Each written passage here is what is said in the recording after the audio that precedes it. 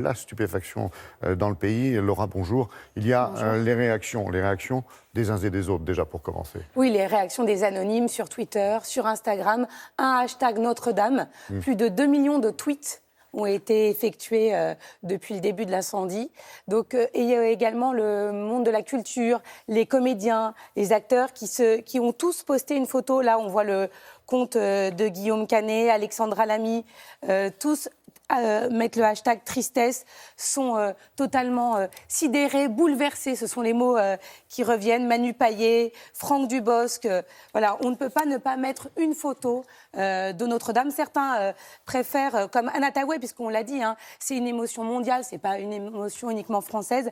L'actrice Anna Tawai, elle poste une photo des magnifiques vitraux de Notre-Dame et fait partager son émotion, comme Barack Obama, qui, comme beaucoup de personnes dans le monde, ont posté des photos à Notre-Dame, devant le parvis, ou à l'intérieur, on peut retrouver des photos.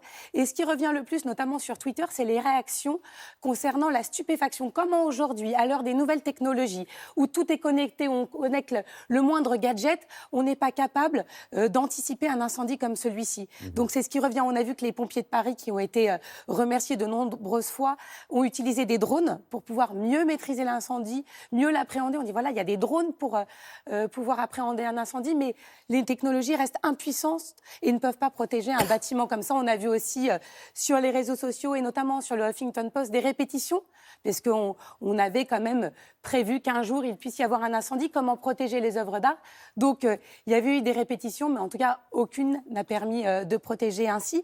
Et je voulais vous parler des cagnottes, Laurent. Oui, parce qu'effectivement, on a beaucoup parlé dans les journaux, et notamment à l'instant avec Sophie Le Saint, de toutes ces cagnottes des uns et des autres. Il y en a beaucoup. Il y a aussi ce don exceptionnel de la famille Pinault de 100 millions d'euros. Et il y a les paroles du président de la République qui a dit qu'effectivement, l'effort serait porté au niveau national et international pour la reconstruction. La Fondation du patrimoine va lancer une cagnotte, mais certains n'ont pas pu attendre, ont eu besoin de donner tout de suite. Alors attention, il y a beaucoup de cagnottes qui ont été mises en ligne. Il y en a très peu de certifiées. Donc attention, parce qu'on le sait, hélas, des événements tragiques comme celui-ci peuvent engendrer des fausses cagnottes. Donc seulement 3 cagnottes ont été validées. Celle du pot commun, et il y a écrit certifié. Souscription nationale pour Notre-Dame de Paris, qui est organisée par l'Observatoire du patrimoine religieux, qui est en train de collecter, pour ceux qui ne peuvent pas attendre l'ouverture de la cagnotte officielle. Il y a également le site Litchi qui a ouvert une cagnotte certifiée.